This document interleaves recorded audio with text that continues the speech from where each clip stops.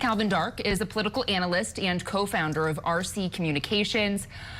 Calvin, I want to start. Pretty much every politician who is losing in the polls says they don't believe them. Biden is not an exception, telling reporters this weekend they're reading the wrong ones. But there are a slew of recent polls that still show Trump leading or the two nearly tied. So how big of an issue is this for the president, seen as, it's still 2023?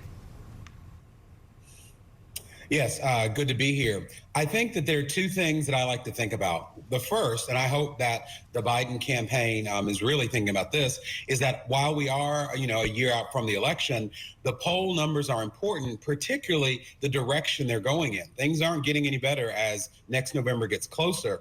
And so, yes, there's a big difference between now and next year, but they have to take these seriously.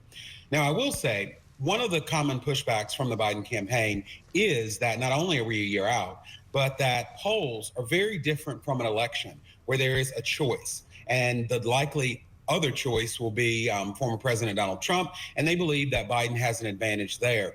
And I do believe that it's a legitimate pushback, because you can take a voter today and ask if they approve the way Biden is handling the economy, immigration, foreign policy, and they may be a Biden supporter but have serious issues. But that doesn't mean that they have jumped off the Biden train.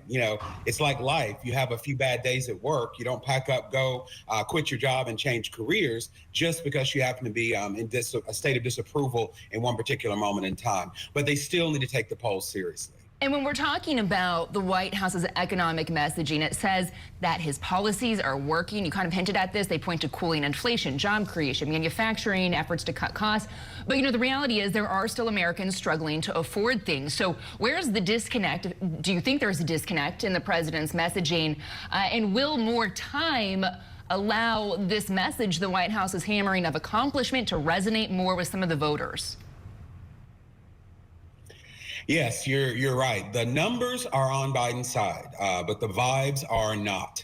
And it's unfortunately the vibes that are going to motivate voters next November when it comes to the economy.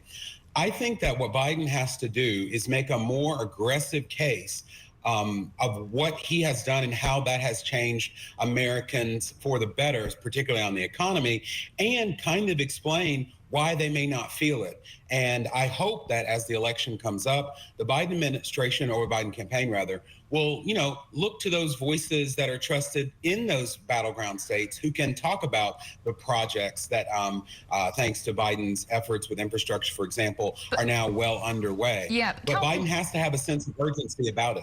We've seen, though, the president talk about, that he knows there is still more work to do. He's leaned fully into this Bidenomics messaging. The administration has had a full court press across the country to try to sell this, but we're still seeing those poll numbers lower. So when you say they need to get more aggressive, what is the next step they can do here? What more can they do? I think, and this is where the nuancing and messaging comes in, is very important. I think that especially with the Biden economics message, if you tell a voter that the way their life is not the way they perceive it, that's not a winning message. I think everybody recognizes each individual is the best judge of how their pocketbooks are doing.